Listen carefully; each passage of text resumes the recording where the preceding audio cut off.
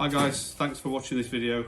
It's just a brief video just to explain the two different types of clip system that we use, the old style and the new style, and how you should and shouldn't be attaching and removing these from the actual hoist units themselves.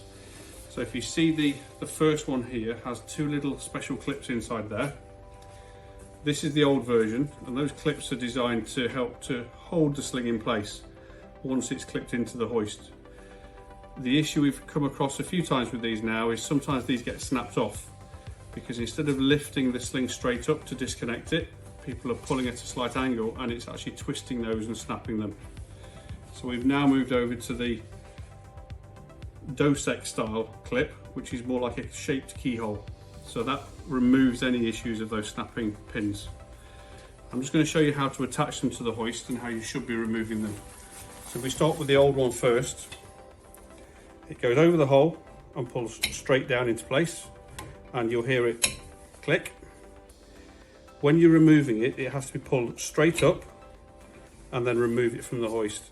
What we sometimes see is because people reach across to grab these and they're kind of at a funny angle, they will tend to pull at an angle.